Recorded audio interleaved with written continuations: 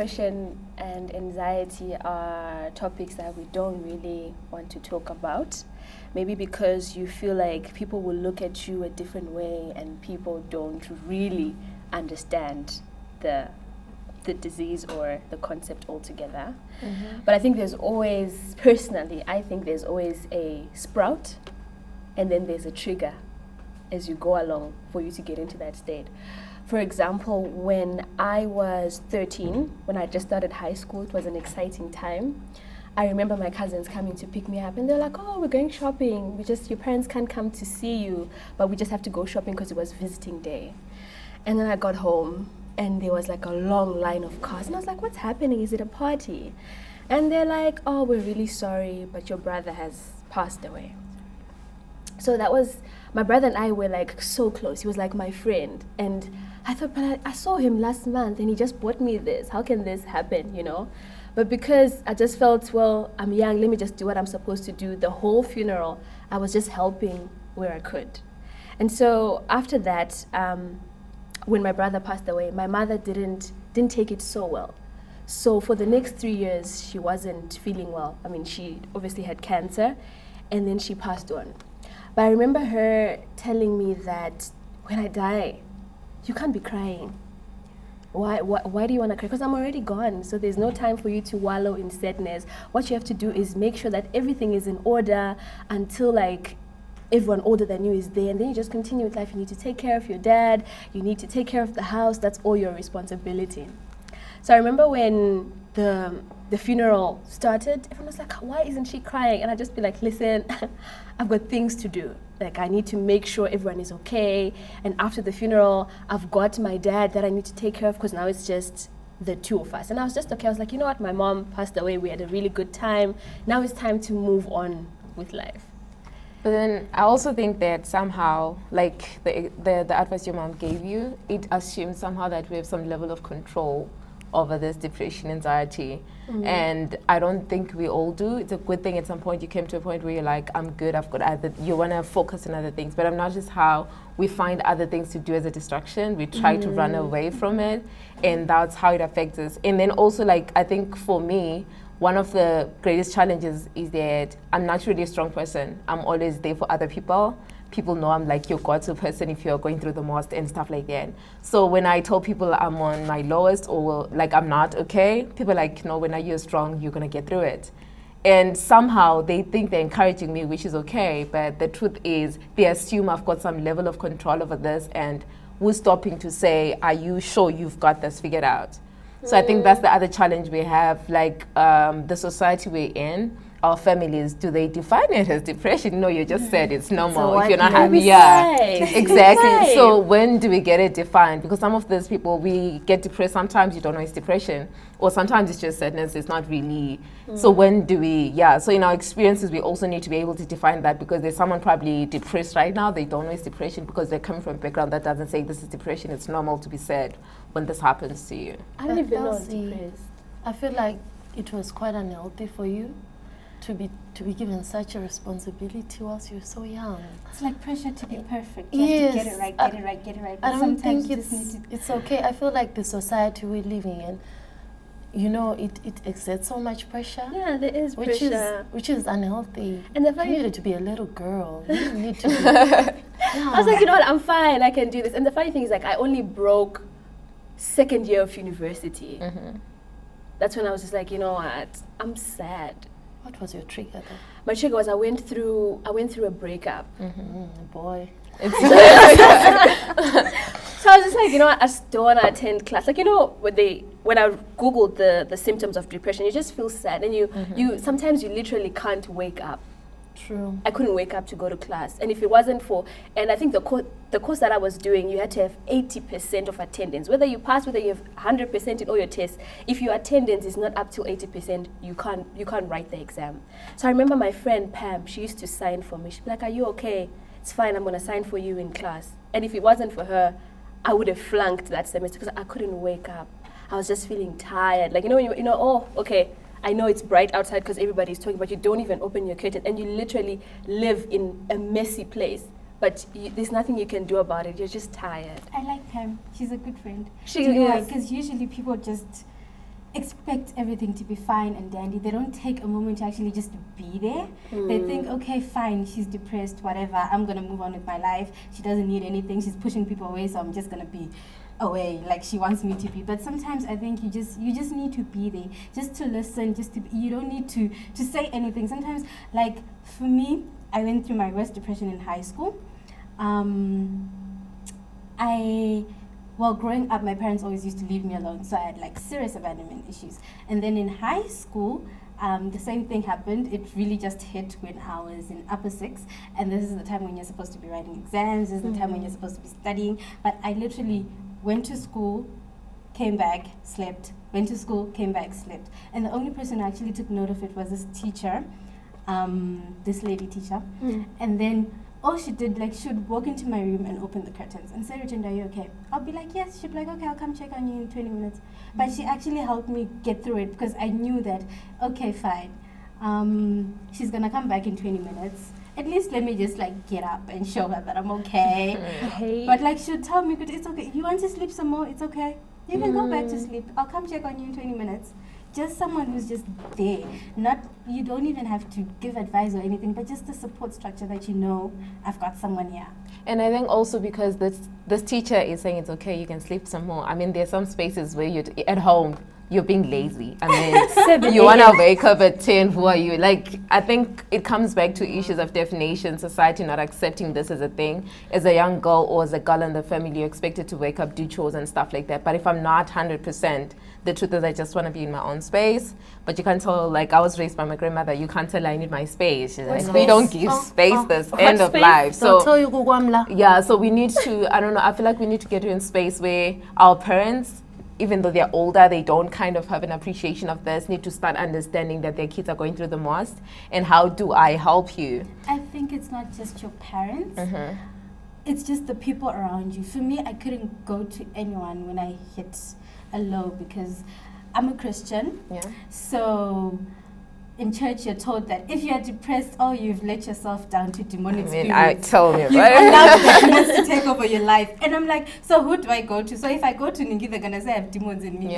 No, I don't have demons. I just need help with A, B, C, D. If I go to Ningi, they're going to start praying for me when I don't even need prayers. I just need you to listen, please. That's true. I don't have any demons in me. So that pressure of society around you, not actually being able to talk about it, or actually just like think, oh no, maybe this is just an emotional issue, maybe I just need to hold her hand, it also kind of makes it difficult. It makes the depression topic a bit difficult to talk about. And also just mentioning the issue of the church, like I did a research last semester, right? I do psychology at school.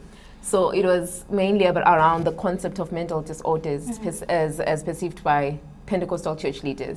So we're doing these interviews of Pentecostal, your prophets, your pastors and stuff like that. And the first point of call for them was a mental disorder is a spiritual manifestation.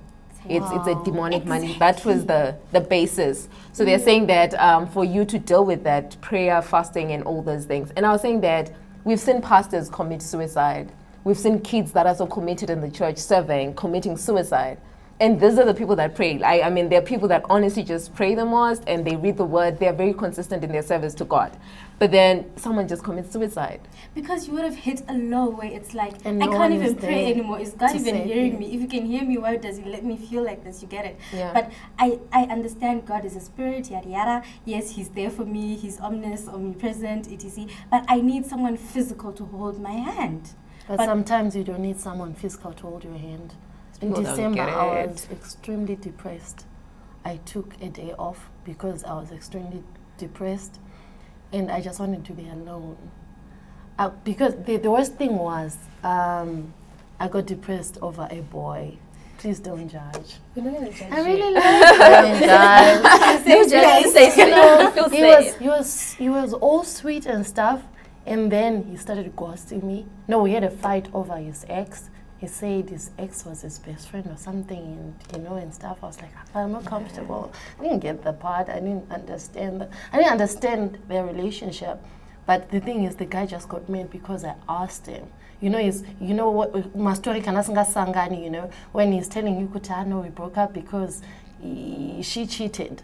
And then the next thing, he's like, we broke up because we took some time out, and then I started seeing this other girl. And I'm like, but you told me that you broke up because she cheated. And it's like, oh, so I won't my camera stories. And then he started ghosting me. That's the worst. The universe was helping you, girl. He was bad news. Yeah, I know, right? But the worst thing was, I'd already caught feelings, guys. Yeah, but then that's the thing. Like, I think one of the biggest, especially as girls, I feel like the biggest tools that we can ever have is, in as much as we don't have 100% control of our feelings, in terms of how we like deal with depression and stuff like that, we need to establish certain things. Like I was talking to a friend, she's going through the most right now, and I was telling her that you need to decide for yourself that this is what's going to influence my mood, because I can't decide I'm not going to go to work, I'm depressed over a boy. I mean, he's going on with his life, I'm here stuck. So I think at some point, in as much as we're on our lowest in terms of our emotions, we need to really come to a rational point where like, dude,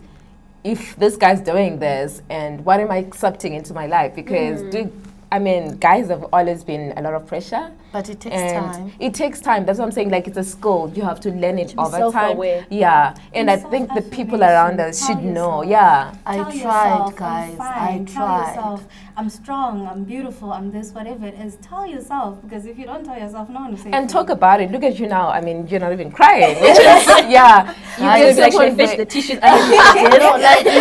He gave me closure. I think it was on the 27th or thereabout. That's when he actually like me telling me that, no, I'm sorry, I was MIA. And the worst being, he called me, hi, love. I'm like, love? Who's love? Clearly, like, you were already over it. No, I wasn't. No, I'm but still getting there, to be quite frank. But the thing is, I actually, for me, it takes time to let go and stuff. And I won't lie about it. I won't lie to you guys and tell you that I'm strong. I can be strong for someone else. But when it comes to me, I'm not. And most people assume I am because I'm always their go-to person. And it's not really, it's hard for you to actually try to be strong for you because everyone is like, no, you're strong. You get over it. You're like, okay, guys, it's not that easy.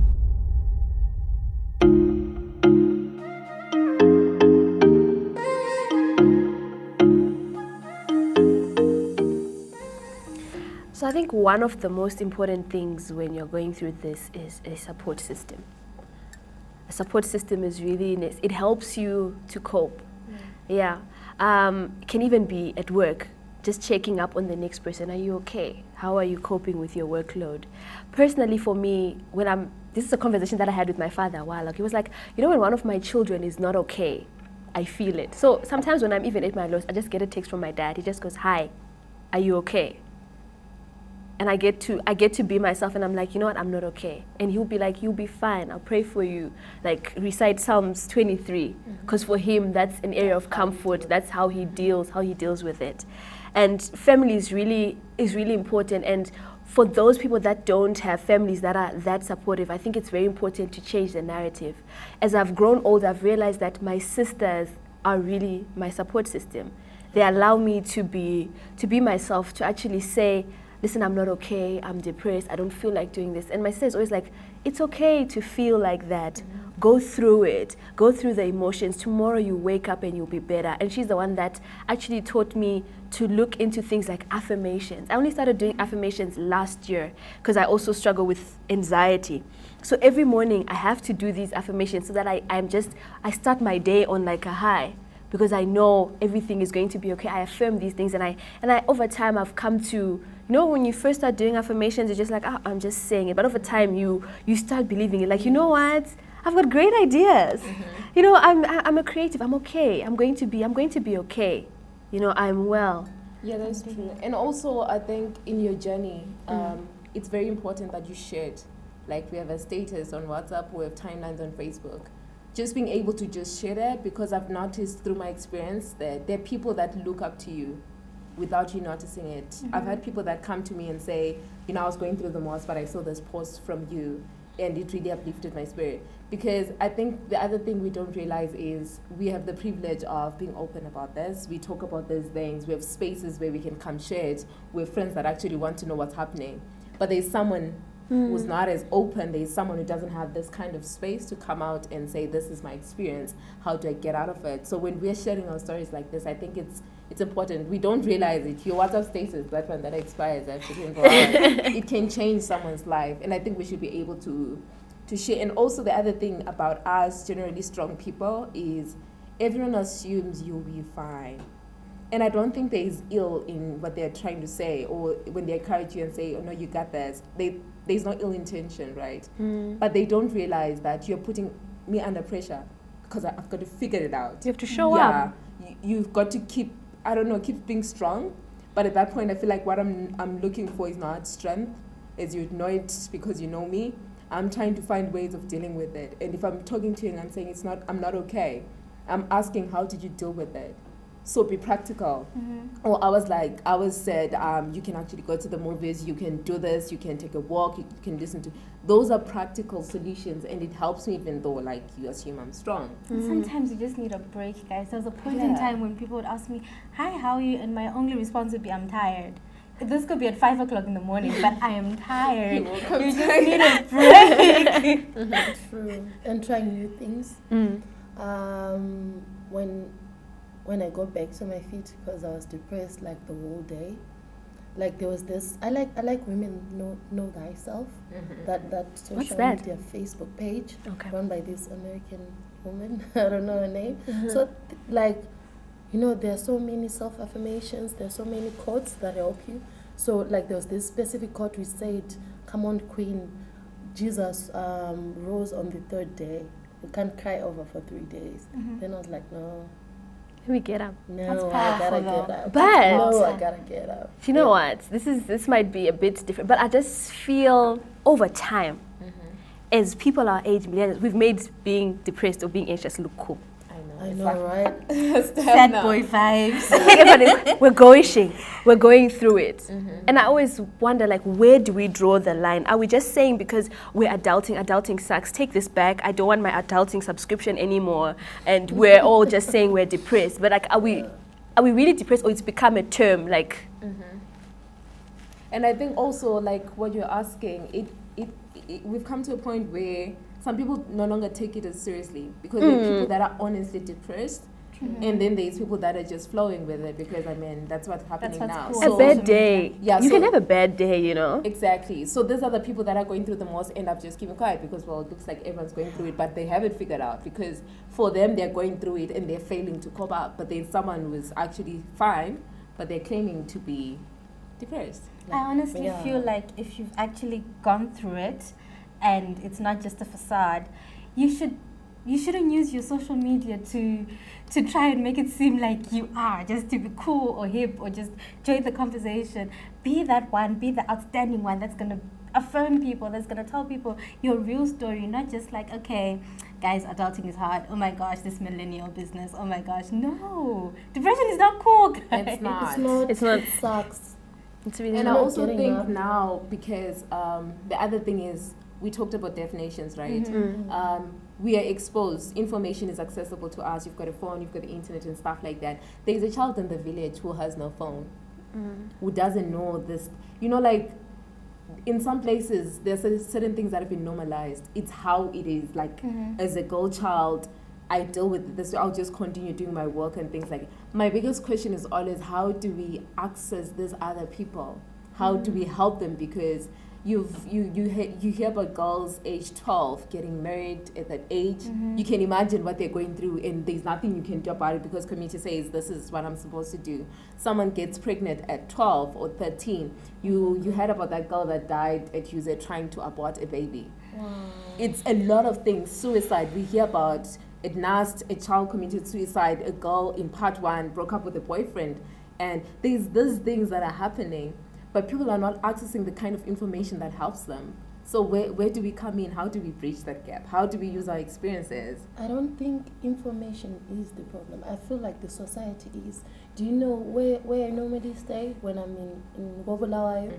They say depression is a white man's, it's a white man's disease. You can't tell me you're depressed, son. Get over it. Wake up. But can you really say depression is a disease? No, I'm not saying it's a disease. I'm saying Yeah. it's a condition. They feel like you're just saying it because you wanna look cool, you wanna look uptown, you wanna look like that person who eats cheese every day. You Wanna be the understand? deep and mysterious You guy. understand? they don't understand that you can be depressed, and the fact that our parents they don't understand this. You know, they don't understand depression because I don't think my mom will, now, because my younger brother is kind of soft, you know, from my 2000s. You know, now she's trying to get in, you know, because my mom had a late baby, like she's in her 50s now, but we have a 10 or 11-year-old brother.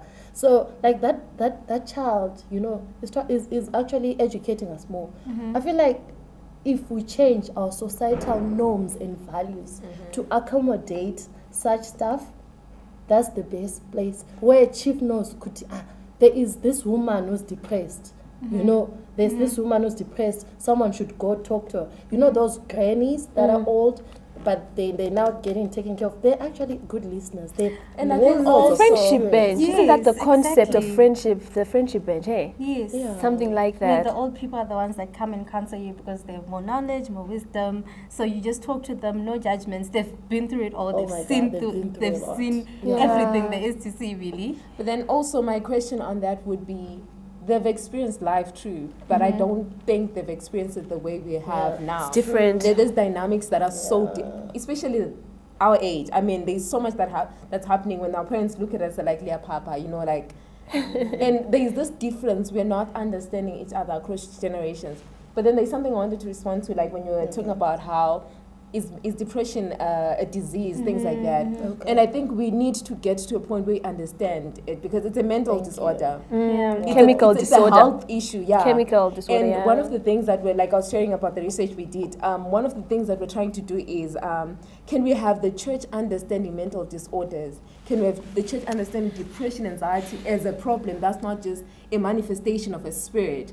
There's, if we're able, because at the end of the day, whether we like it or not, the church is the gatekeeper.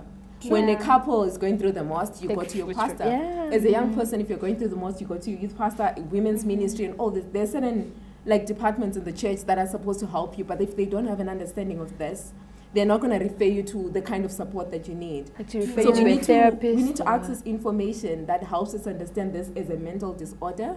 Because when you understand it as a health problem, we'll now try to demystify this idea that it's just a spiritual manifestation.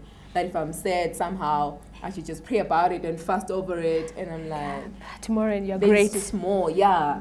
But I feel like the more you talk about it, even your personal experience, not even talking to like a huge platform, just talking to someone that you met across the road, the more people talk about it, the more you discuss, the more open it is.